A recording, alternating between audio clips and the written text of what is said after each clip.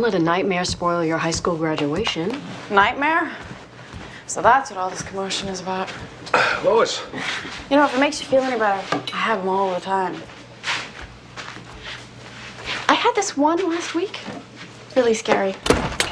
This, guy wearing a red cape. Wow, that sounds horrible, Lois. Yeah.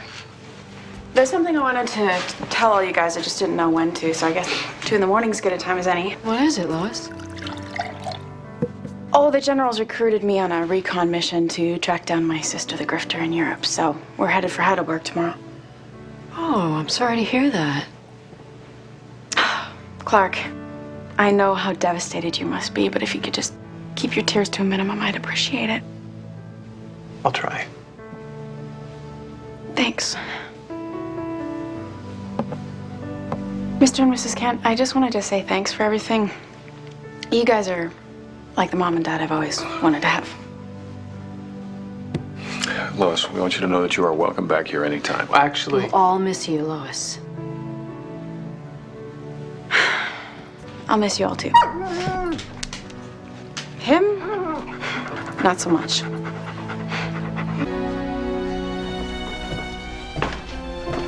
I realize hand-eye coordination isn't one of your strong suits. Here.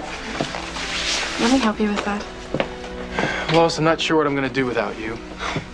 Oh, come on, Clark. Your future's laid out right in front of you. You're gonna go to community college, major in agriculture, probably minor in law enforcement, and then you and Lon are gonna have a nice little church wedding.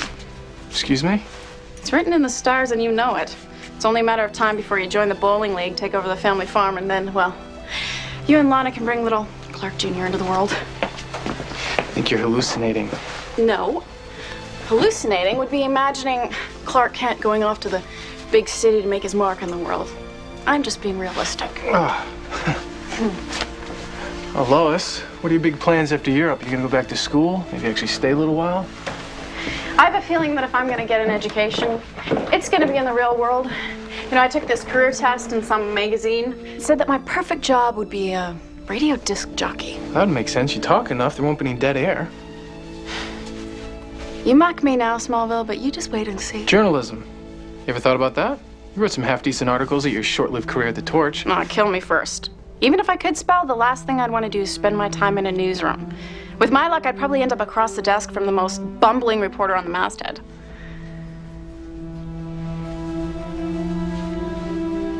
You know what? You actually look handsome for a change. I'll take that as a compliment. Look, I know we've had our disagreements in the past, and I will be the first to admit that I've made it my own little hobby to bust your chops. Gotten used to it. Besides, I know I haven't been the most gracious host. Like, I just want you to know, Clark, that when I'm sitting in the audience today at your graduation and you stand up on that stage in front of all those people, I'm gonna be looking up at you and thinking one thing.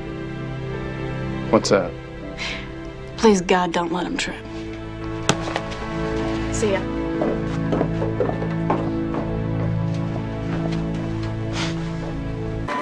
Michelle Jewell. Oh, there's Clark. Clark Kent.